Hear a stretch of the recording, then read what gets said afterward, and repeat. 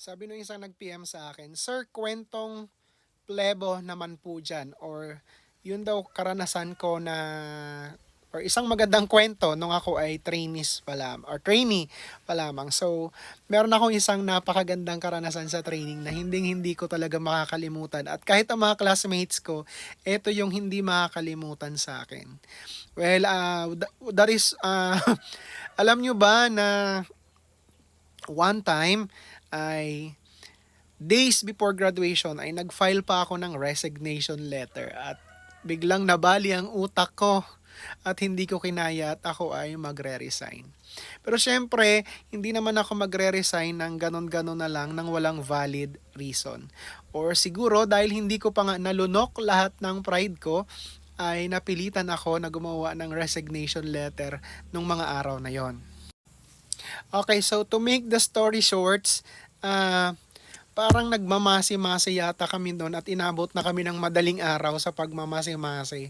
Tapos yung malapit ng matapos yung masi-masi ay medyo favorite kasi ako nung isa naming TAC-O, si Sergeant 121. Hindi ko napapangalanan ha, pero siya si Sergeant 121.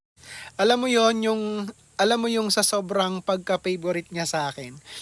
Paborito niya akong palu-paluin. So, pagkatapos ng masi-masi, tumayo ako sa gitna, tapos pina-verify niya sa akin yung ibang exercises, tapos, ayun, napalo ako sa puwit, binasag-basag ang kawayan sa puwit ko. So, dahil ma-pride pa ako ng mga time na yon, hindi ko na pigilan parang nahiya ako sa buong klase, wala naman kasi akong caution para paluin. Bigla akong sumigaw ng, "I quit, I resign." Tapos nag-breakdown ako. Nagkaroon na ako ng emotional breakdown. Umiyak ako, tapos sinuyusuyo ako ng mga tako. Sabi ko magre-resign na ako. Tapos yun, gumawa ako ng resignation letter. Tapos ang mas nakakatawa doon, lahat ng mga tactical officers ko, sinuyusuyo ako, binigyan ako ng suhol, mga chocolates, coffee, and everything. Tapos yung mga classmates ko, habol-habol nila ako sa gate kasi tatakbo na ako sa gate. Lalabas na ako ng training camp. Tapos ayun, pinalabas ako ng TAC-O, tapos syempre kinausap, pinagsabihan, tapos only to find out na gusto ko lang palang mag-swimming. Mag-swimming sa napakasarap na swimming pool. Yung maputik, madumi, yung mabaho. As in, doon ako pinaligo, tapos binigyan pa nila ako ng shampoo, ng sabon. Actually, may video ako noon, i-attach ko dito. Umiiyak-iyak ako nung nagbabanlaw na ako doon sa mas malinis na lubluban.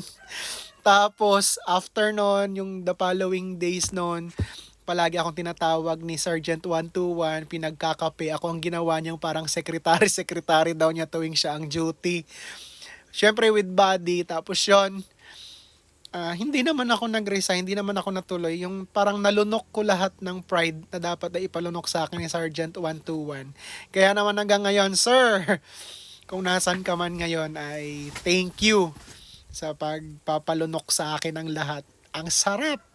Yun ang pinakamasarap kong experience na hindi ko makakalimutan.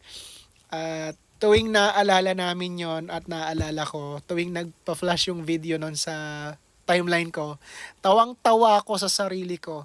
Eto, panoorin nyo kung paano ako nagkupal. You can call me fragile, you can call me weak. Blame me for your problems, they'll blame me for everything. You can call me stupid, show your immaturity.